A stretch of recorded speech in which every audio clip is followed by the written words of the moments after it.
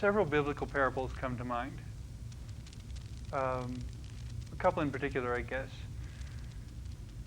One was a story Jesus told of a man who planted good seed in his field.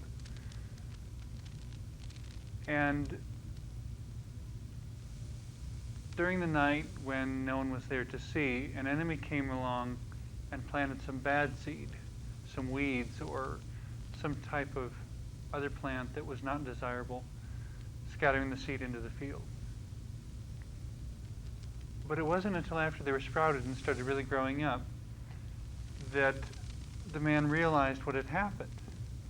And his servants wanted to know, shall we go out and tear up the bad seeds? You know, the weeds, the bad plants, shall we go out and remove them? And Jesus said, or the landowner said, no, let them both grow together until the harvest, and we'll deal with it then, and separate them at that time. And I think that's a very challenging analogy, because it kind of leaves, comparing that to people, it leaves us living in the world with good and bad elements all around us. And God deciding that it's better that we just grow side by side than that the good plants be damaged during the actions it would take to get rid of the bad ones.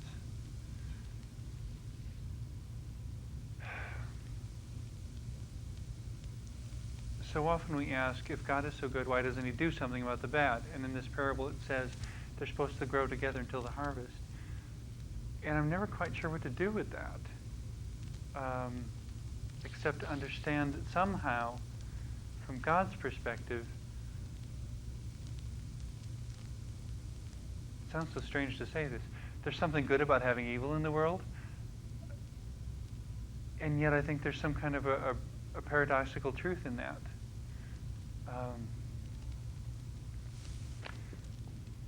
Another parable that Jesus told had to do with seed that a particular farmer was planting. Only it was in the more, the way seed was planted way back when. You know, when you had a whole field to sow, you couldn't go along planting every single, there's one seed, there's one seed, there's one seed. So they take handfuls and scatter it across the field. Well, Jesus said there was a man who went out to sow, and he scattered the seed, and some of it fell onto shallow soil, and the plants immediately sprang up. But because the soil was so shallow, when the sun came up and it grew hot and dry, there was no place for the ground to have enough moisture to support the plant, and they died in the heat. When things got too rough, they just did not have the resources to go on.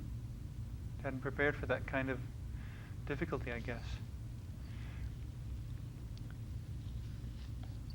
And then there was the seed that fell on a hard path where people walked by, and the ground was trampled very, very hard indeed. Not broken up, but just very, very hard. Because it was so hard, the seed couldn't get in. And it was still lying there when the birds came along and snatched it up and took it home to feed their children with.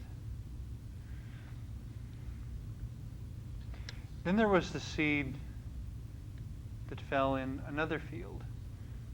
But there were a lot of thorns in the field. And the plants sprang up all right, but they were choked out by these much stronger, more,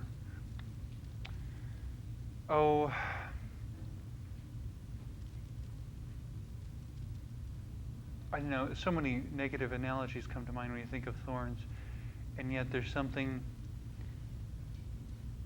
a lot of paradoxes that have revolved throughout history around thorny types of plants. Jesus was given a crown of thorns when he went to the cross, or when he was crucified, rather. And Christianity, it seems, has almost never stopped finding new symbolisms in the fact that Jesus wore a crown of thorns as he died. That it was a crown, but it was a crown of thorns. A lot of metaphors there. And then there was the seeds that fell into good soil. And they sprang up and produced a very abundant harvest. I think where I disagree with the story somewhat is in this notion that if we are seeds and we are scattered across the face of the earth, that there is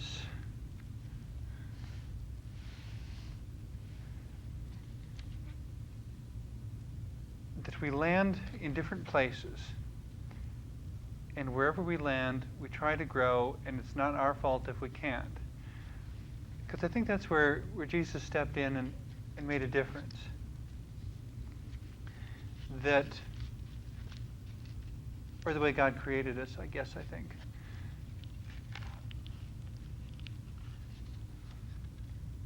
That we can do something about the soil we're in. It's not just a question of putting up with it or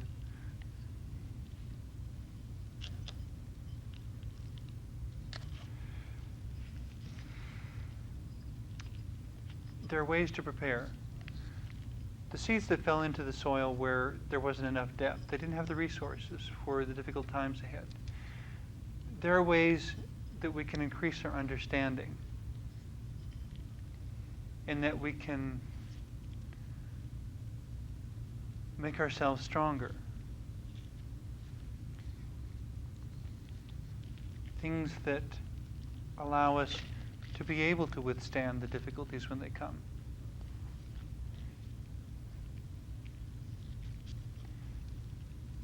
There are rocks and thorns and difficulties that come into our lives that we have the ability to respond to. That we have the ability to grow through and beyond. It reminds me of some of the trees I see when I go hiking in the mountains that have come up in the cracks between rocks, and you come back years later and find out that the power of life is so incredible that it actually splits the rock. A tiny, tiny fraction of a moment at a time.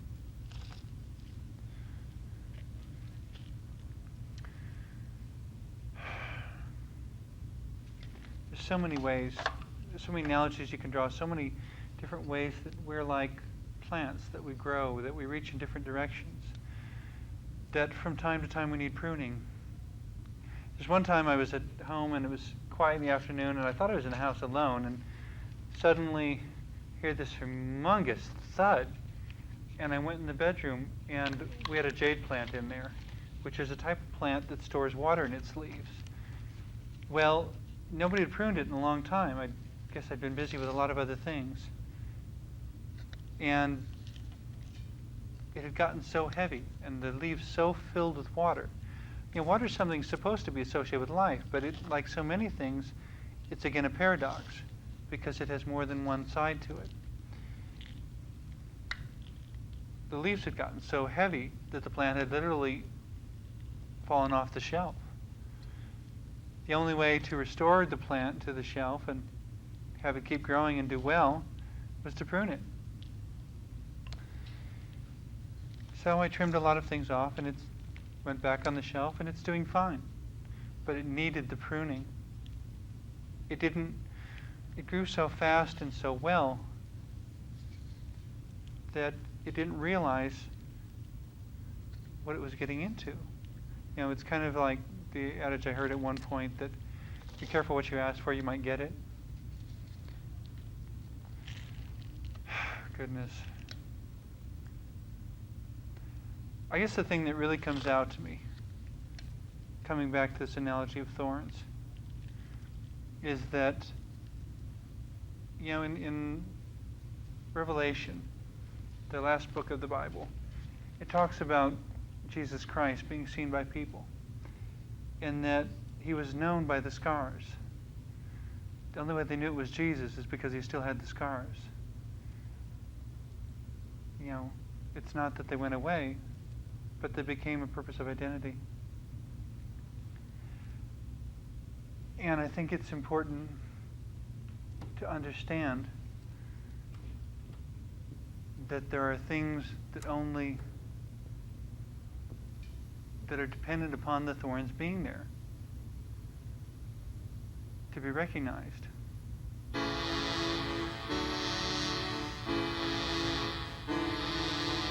When fear and love were sown together, and there was life as we've never known,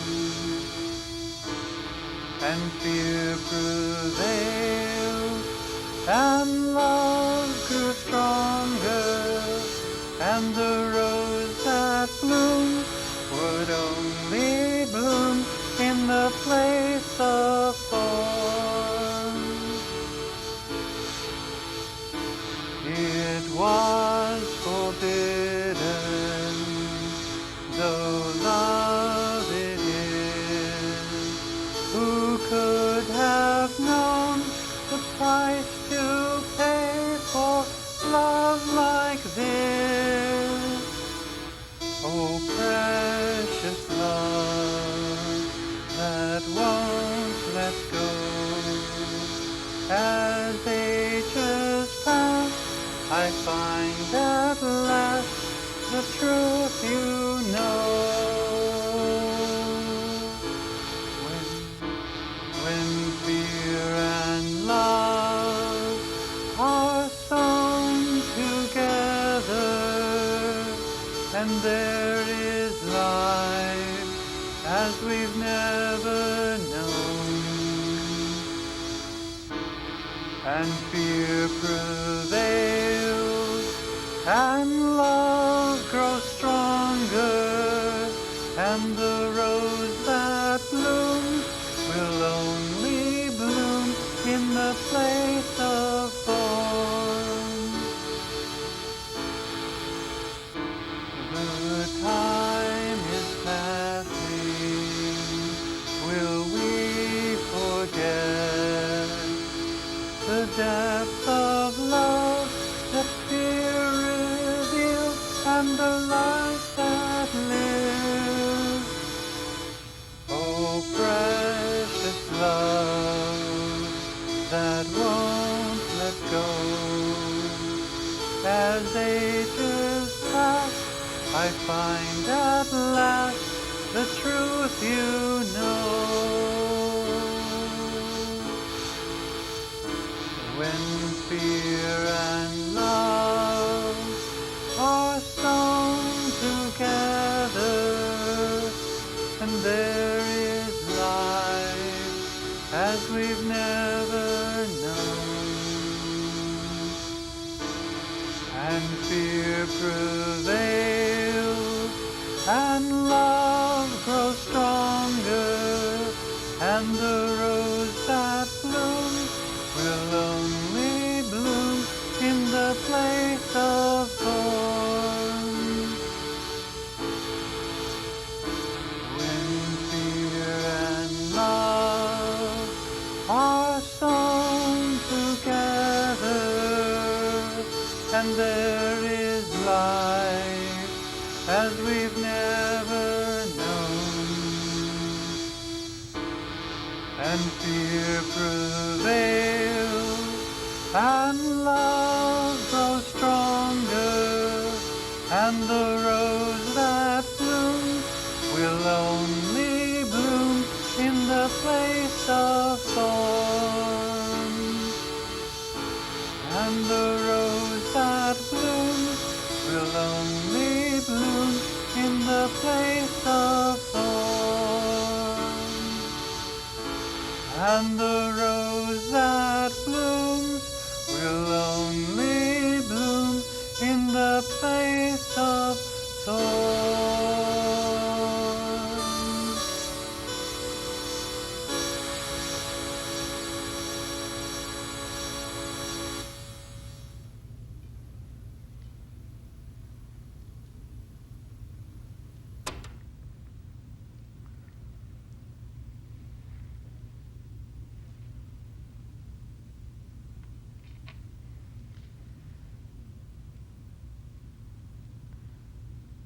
I recall the verse that says to give thanks to God in all circumstances, whether I like them or not. I know that in so many ways it is the thorns of my life that have made me who I am. And I think it was a very specific intention that encouraged God to design roses with thorns.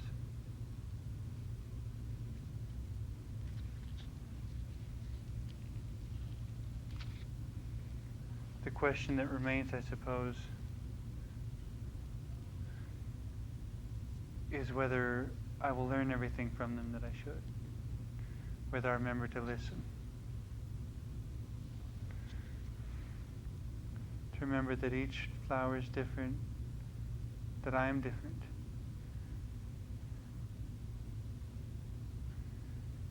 And that the garden is an incredibly vast place to be.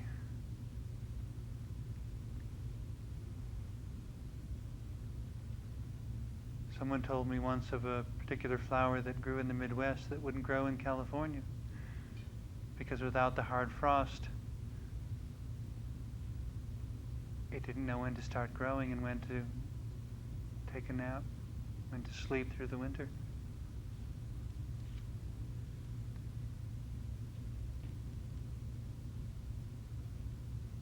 I suppose there is a way in which,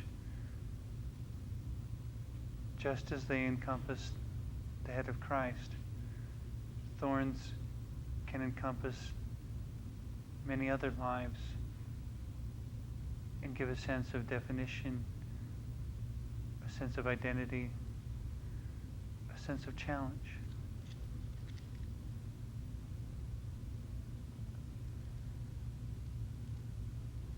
And perhaps when God designed roses with thorns, He designed the world to be a troublesome place. And it may very well be that many of us are roses that will only bloom in the place of thorns.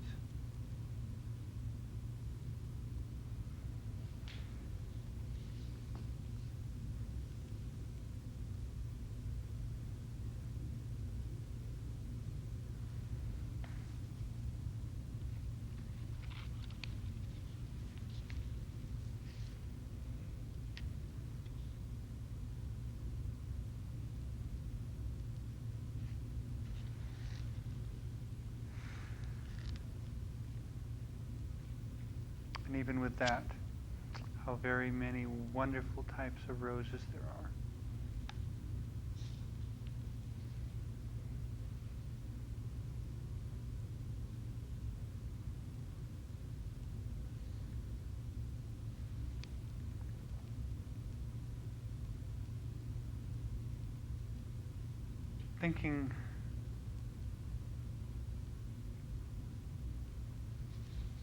Thinking to some of the plants I have at home, house plants that I've had.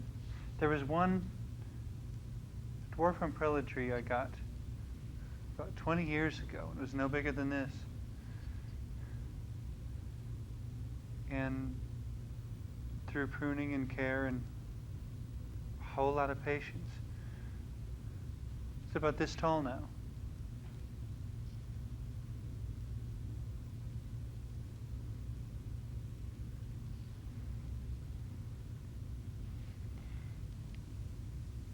But it took so long. But there are good reasons for taking that long also. When it first grew up, it began to fall over, just like the jade plant I mentioned. It reached for the light so hard that it overextended itself. I had to prune it back so that it would take the time to put some strength in the trunk so it would be able to support itself when it got to those things. There's so many blessings and wonderful, beautiful things I see in other people's lives, and every now and then I'm tempted to think, wouldn't it be nice if I had that?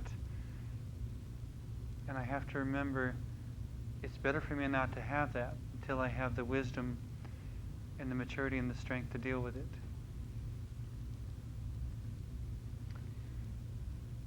It is better for me to grow in the midst of my own thorns than to have a life so easy that I lose all sense of my identity and shape and just begin growing every which direction. One of my favorite plants that I have at home is a purple passion vine that through cuttings, it's probably gone through 10 different generations over the last 20 years, but it's still the same plant. But that's one in particular that is so full of life and so eager to grow that if I don't prune it constantly, it will get so far ahead of itself that it will be unable to have any identity at all.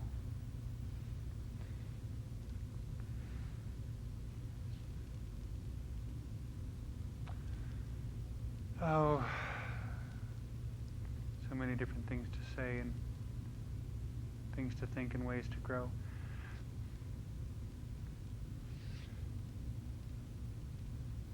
In closing, I guess, I'm reminded especially of those flowers that don't grow in places of physical thorns, but when I go hiking in the mountains and I get above tree line and I find flowers that are half the size of my small fingernail, tiny, tiny little things, an eighth of an inch across. And someone pointed one out to me once that reportedly only blooms once every 7 years. And I stopped for a minute to consider what the experience of life must be like for a small mountain flower that could die from being stepped on and may only bloom every 7 years. And the passage of time is so much different than time is for me. And yet, moment by moment, the only intention it has is simply to be whatever it is. And I think there's something for me to learn in that too. Goodness, flowers that bloom, life that's on a different timeline than mine, life that's on a different pace than mine, life that depends on staying in a specific spot while my feet travel here and there and everywhere. And each in our own way and in our own time, in the time God has designed for us. There's blooming to do, and there's growing to do. And hopefully there's something that would pass along to someone else. A little bit of beauty for a hiker that goes past. A bit of color in someone's garden. And each of us can be a bit of color and a bit of life in God's garden, discovering day by day the person that He has created us to be, the way that He has designed for us to bloom, the perfume He has empowered us to cast upon the wind.